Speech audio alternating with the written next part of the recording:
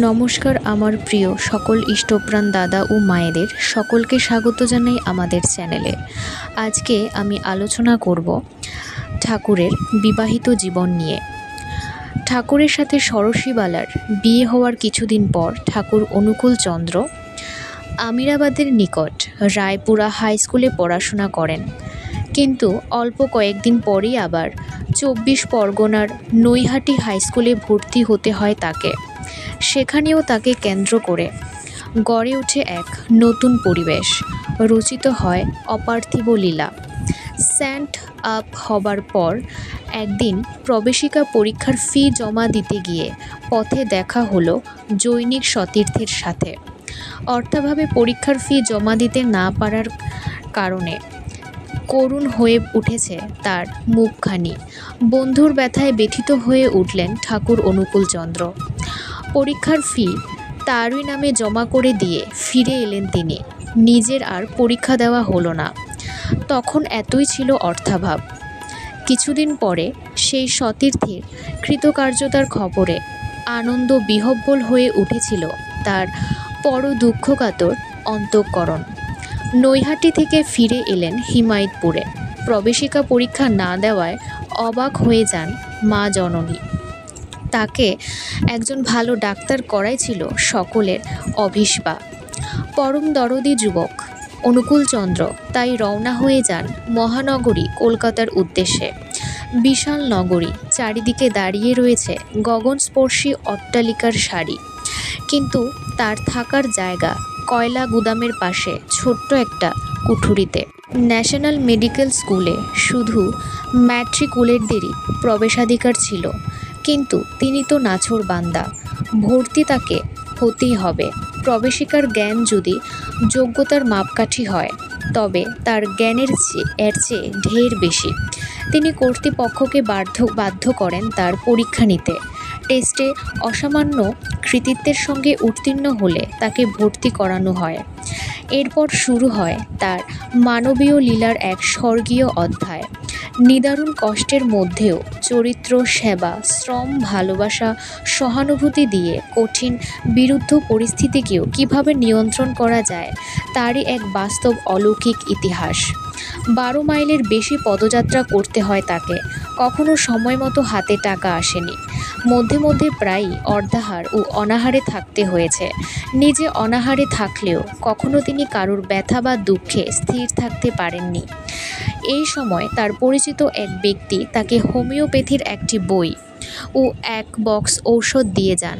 ভেবেছিলেন এতে তার সাধারণ ব্যয়ভার তিনি বহন করতে পারবেন, কিন্তু এ তার লোকসেবার অঙ্গবিশেষ হয়ে দাঁড়ায়। মানুষকে সব কিছু দিয়ে সুস্থ স্বাস্থ্য করে তোলাই তো তার স্বভাব। তার আবার বিনিময় কিসের? কয়লা গুদামের গরিব কুলিও আশেপাশের বহু দুস্থ আর্তের প্রাণপ্রিয় ডাক্তারবাবু হয়ে ওঠেন তিনি। তার সহানুভূতি সিক্ত প্রাণ মাতানো ব্যবহারে মুগ্ধ হয়ে ওঠে সবাই। ভাবে মানুষ কি আবার এমনও হতে পারে? দয়া পরবশ হয়ে নরদেহে এসেছেন, তাই তো তার দয়ার পরবশে সঞ্জীবিত হয়ে ওঠে জীবন। কলকাতা নগরী, বাসনা পরিতৃপ্তির শত শত সাধন, যেখানে সতীর্থদের প্রবৃত্তির রঙিন দৃষ্টিতে তার চির নির্মল চির পবিত্র রূপ ফুটে উঠবেই বা কেমন করে। তারাও তাকে কোষ্ঠী পাথরে ঘষে দেখবার সময় ও সুযোগের প্রতীক্ষায় বসে থাকে। সন্ধ্যার দিকে পূর্ণসলীলা ভাগীরথী তটে গিয়ে বসতেন তিনি। অন্তরে লুকিয়ে রাখা যুগ যুগ ধরে সঞ্চিত অসংখ্য কাহিনীর মৌন সাক্ষী ভাগীরথীর সুন্দর তরঙ্গ ভঙ্গে আপন মনে বয়ে যায়। স্মৃতিপটে জাগে অতীতের কত কথা, আর তার সঙ্গে চলে নামের অখণ্ড প্রবাহ। সতীর্থদের ভালো লাগে না তার এই একলা একলা ভাব। একদিন কাশী মিত্তিরের ঘাটের দিকে যেতে পথে ধরে বসল সতীর্থরা। তাদের সঙ্গে আজ একটু যেতেই হবে বেড়াতে। বহু অনুনয় বিনয় করে নিয়ে চললেন এগলি সেগুলি দিয়ে। অবশেষে চিতপুর রোডস্থিত এক দোতলা বাড়িতে জোর করে নিয়ে যায় তাকে। গা ঢাকা দেয় নিজেরা সবাই। বিস্মিত হয়ে তিনি তাকিয়ে দেখেন চারিদিক সজ্জিত বারাঙ্গনা গৃহ। সম্মুখে এসে দাঁড়ায় এক লাস্যময়ী বারবনিতা। মাতৃমূর্তির বীভৎসরূপ দর্শনে শিহরে ওঠেন তিনি, আর মাতৃ সম্বোধনের সাথে সাথে ভাবাবিষ্ট হয়ে পড়েন নিজে। কাতর কণ্ঠে তাকে বলেন, মা, তোর এই রূপ আর সহ্য হচ্ছে না। মা হয়ে তোর এ কী হলো? তার ব্যাধ দুর্লভ তেজময় রূপ দর্শনে অভিভূত হয়ে পড়ে বারাঙ্গনা। এমনতর মাতৃ সম্বোধন তো আজ পর্যন্ত কেউ করেনি। মা মা বলে সংজ্ঞাহীন হয়ে পড়েন তিনি। কিছুক্ষণ পর বাহ্যজ্ঞান ফিরে আসতেই তিনি দেখেন পায়ে পড়ে মুক্তি প্রার্থনা করছে বার নারী। কে জানে কোন জন্ম জন্মান্তরের অর্জিত পূর্ণ লগ্নের উদয় আজ। মুহূর্তে বদলে গেল জীবন। এরপর নিজের যথাসর্বস্ব কোনো এক সেবা প্রতিষ্ঠানে দান করে চলে যায় সে বৃন্দাবনে। মেরি ম্যাগডেলিন এসেছিল প্রভু যিশুর শ্রীচরণে, কিন্তু এই বারাঙ্গনার গৃহে পদরজ পড়ে স্বয়ং ভগবানের। ধন্যা সে।